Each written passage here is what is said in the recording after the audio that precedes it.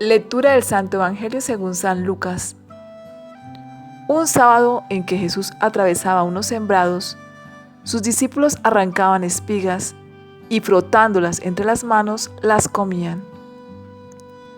Algunos fariseos les dijeron: ¿por qué ustedes hacen lo que no está permitido en sábado?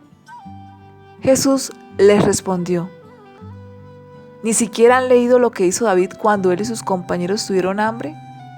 ¿Cómo entró en la casa de Dios y tomando los panes de la ofrenda, que solo pueden comer los sacerdotes, comió él y dio de comer a sus compañeros?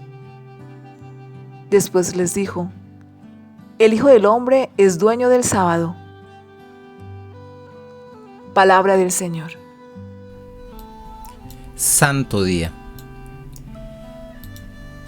Recordemos que los fariseos y los escribas añadieron a la ley minuciosas observaciones y prohibiciones que llegaban a sobrecargar la conciencia de los piadosos israelitas. Tantas veces el ser humano cayó en el error de considerar la ley, el poder, la técnica, la ciencia y tantas cosas más, considerarlas más importantes que el mismo ser humano, como si el ser humano fuera creado para las cosas y no las cosas para el ser humano. Se debe entender que el ser humano no es un medio, sino el fin del proyecto de Dios y de todo cuanto existe. Todos los días en el templo preparaban panes consagrados que tenían que consumir los sacerdotes, pero David, siendo laico, llegó a comerlos. Con eso Jesús les está diciendo que Dios llegó a crear todo y dirigir la historia con su pueblo, no con prescripciones opresoras, sino basándose en todo lo que está a favor de la vida. Esas leyes y preceptos deben estar al servicio del ser humano, el centro de toda la obra de Dios. Este relato nos enseña la actitud que Jesús tenía frente al sábado, que era la ley suprema y absoluta para un israelita en tiempos de Jesús.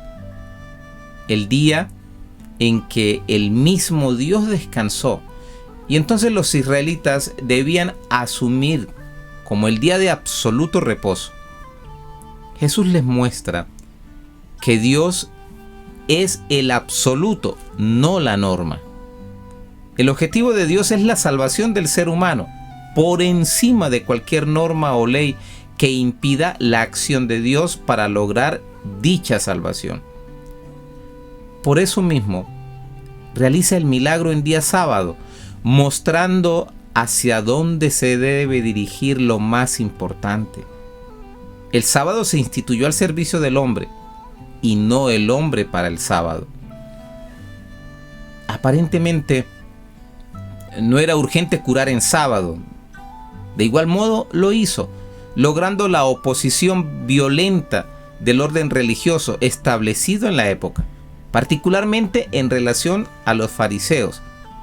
Podría haber esperado también hacer dicha curación, pero por su forma de actuar se nota que tenía también un objetivo educativo, para poner el contenido correcto de la voluntad divina. Se supera la medida del día de reposo y más bien aparece el Hijo del Hombre, quien debe ser seguido, pues solo Él ofrece el camino de la salvación. Tengamos presente que la revelación definitiva, lo que Dios da a conocer, no es el cumplimiento del sábado, sino la persona de Jesús, a quien se debe creer y seguir. Además, la ayuda a una persona necesitada está por encima de una ley. Y Jesús nos enseña que lo fundamental está en lograr que las personas se acerquen a Él y hagan su camino de discípulos suyos, compartiendo la alegría de la vida. Jesús supera el sábado a partir de los milagros. El cumplimiento del sábado, que se entiende como descanso riguroso y obligado, era para prepararse porque disponía a las personas a escuchar la voz de Dios que viene. Sin embargo, los milagros muestran la salvación ya realizada. De ahí que se pueda curar a un hombre en sábado para ofrecerle la esperanza definitiva que se encuentra y que se encuentre con la realidad del don de Dios que está llegando. Jesús, como verdadero Hijo de Dios, está por encima de toda ley y sobre cualquier ordenamiento. Es el Señor del sábado, el dueño de toda ley, que llega a tener sentido y razón solo en Él, es decir, en su voluntad. Además, Dios creó todo para el hombre. De ahí que lo hizo Rey de la creación. El ser humano fue creado para Cristo y Cristo para Dios. Estando en el mes de la Biblia, es de recordar a San Jerónimo, quien decía: ignorar las Escrituras es ignorar a Cristo.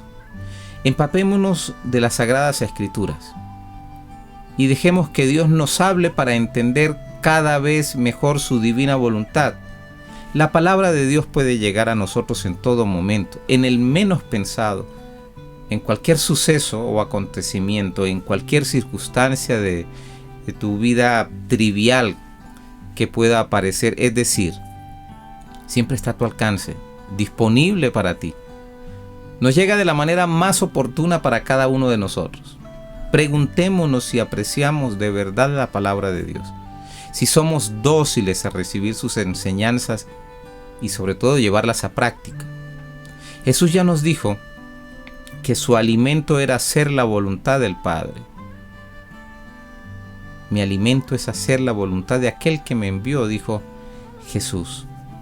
Y a los judíos les decía: si no hago las obras de mi Padre, no me crean.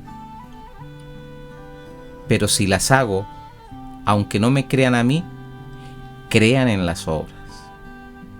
Oremos. Gotas de amor. Perdón, Señor, porque muchas veces nos quedamos en cumplir externamente tus mandamientos, sin verte a ti, a quien debemos seguir y escuchar. Ayúdanos a poner al centro a la persona humana y no las reglas o preceptos en detrimento de ella. Gracias por dar sentido y plenitud con tu muerte y resurrección a todos los mandatos y preceptos de la Iglesia, poniéndote al servicio de la vida de cada uno de nosotros. Amén.